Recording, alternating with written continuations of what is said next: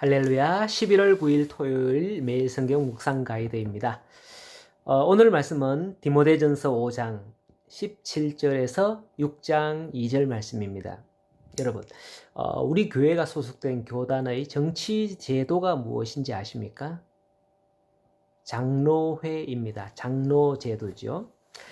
대한예수교 장로회라고 하는 것이죠.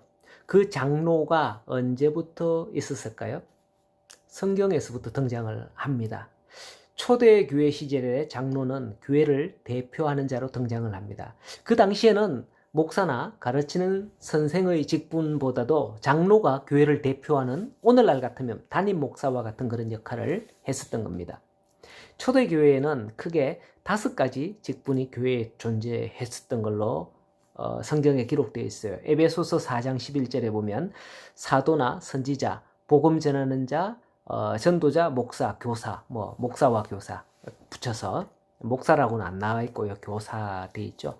장로는 이 5가지 직분에는 속하지 않았습니다. 그러나 장로는 교회의 모든 5가지 직분을 총괄하면서 교회를 돌보는 자였던 것으로 기록되고 있죠. 원래 장로는 교회에서 직분으로 존재하기 전에 유대인 공동체에서 구약 시대로부터 이미 정착해 있던 제도였어요. 그 동네에 그 지역의 연장자 이렇게 말이죠. 유대인들은 그들의 마을과 민족을 대표하는 자로서 장로를 뽑아서 그들을 다스리게 했는데요. 예루살렘의 초대교회에도 보면 장로들이 있었어요.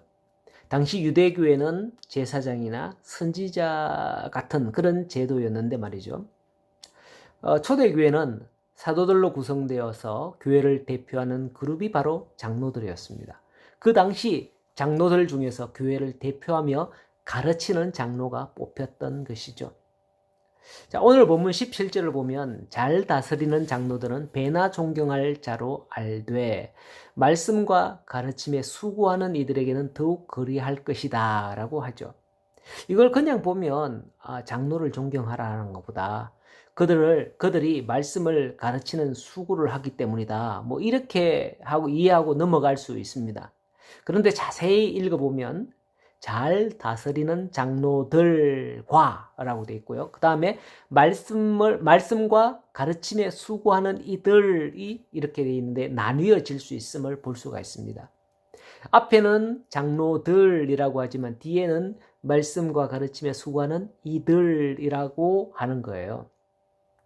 그래서 이 이들이라는 단어를 장로를 지칭한다 라고 볼 수 있겠다 싶어요. 다스리는 것은 장로의 본연의 직무인 듯 합니다. 요즘으로 말하자면 교회 장로님들이라 볼 수 있겠죠. 그런데 말씀과 가르침에 수고하는 이들은 장로이기는 한데 오늘날 말하자면 장로로서 가르치는 자다라는 거예요. 바로 목사님을 칭한다고 볼 수 있는 거죠. 디모데전서 4장 14절에 보면 네 속에 있는 은사 곧 장로의 회에서 안수 받을 때라고 하는데요. 이 사람은 디모데를 가리키는 거예요. 내 속에 이렇게 바울이 내라고 지칭하는 이 사람은 말이죠. 디모데가 장로의 회에서 안수를 받았다라고 하는 것이죠. 저도 목사 안수를 받았습니다만은 목사에게 안수하는 분들은 성삼위, 성부, 성자, 성령 하나님의 이름으로 노회의 목사님들이 삥 둘러서서 머리에 손을 얹고 안수를 합니다. 즉 목사에게 교회 장로님들이 안수를 받는 게 아니라는 거죠.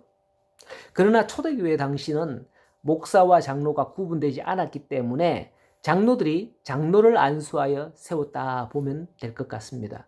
그러므로 디모데도 목회자이지만은 직분은 장로로 세움을 받되 두 번째인 말씀과 가르침에 수고하는 이들 척에 속하는 장로라 볼 수 있는 겁니다. 이렇게 생각하고 나면 뒤이은 권면도 두 부류로 나눌 수 있는 것 같아요. 19절에서 20절은 장로에 대한 고발이라고 하는데 아무래도 다스리는 장로에 대한 고발인 듯합니다. 그리고 21절에서 22절은 디모데와 같은 장로, 즉 말씀과 가르침에 수고하는 이들에 관한 권면인 듯합니다. 우리나라는 맨 꼭대기에 올라가면 그 사람을 어떻게 해서든지 맨 꼭대기 있는 사람을 떨어뜨리려고 흔들고 난리가 난 것 같습니다. 대통령도 흔들고 국회의원도 흔들고 다 흔들어요. 그런데 오늘 19절에 보면 장로에 대한 고발은 두세 증인이 없으면 받지 말 것이다 라고 합니다. 그러나 범죄한 것이 드러나거든 모든 사람 앞에서 꾸짖어서 나머지 사람들로 하여금 그렇게 하지 않도록 두려워하게 하라 하는 거죠. 이걸 보면서 한 가지 생각이 나요.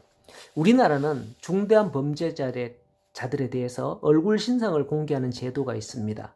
얼마 전 모 사건에 대한 얼굴 신상을 공개하지 않는다고들 난리가 났어요. 그런데 그렇게 얼굴 신상을 공개하라는 이유가 뭐냐? 공개해서 그 사람 공개 망신을 당하게 해라 라는 그런 취지가 더 강합니다. 20절의 말씀은 이것과는 완전히 다른 의미입니다. 그 사람들에게 망신을 주라 라는 게 아니라 그것을 보는 사람들, 그러니까 그 사람 말고 그것을 지켜보는 다른 사람들에게 두려움을 느끼게 해서 다른 사람이 그런 죄를 짓지 못하게 함의 의미가 있다라는 것이죠. 그래서 바울은 목회자 디모데 장로에게 권면을 합니다. 21절에 하나님과 그리스도 예수와 택하심을 받은 천사들 앞에서 내가 엄히 명한다. 편견을 가지지 말고 불공평하게 하지 말고 경솔하게 하지 말고 간섭하지 말고 내 자신을 지켜 정결하게 하라. 요약하면 한마디로 정도를 걸으라 라는 것이죠. 성도 여러분, 오늘 본문에서 장로에 대해 교훈했습니다. 교회의 머리이기 때문에 신성시되는 직분이므로 누군가가 함부로 좌지우지할 수 있는 건 아닙니다. 하지만 바울은 엄히 명하여 편견과 치우침 없이 행하라라는 것을 볼 수가 있는 겁니다.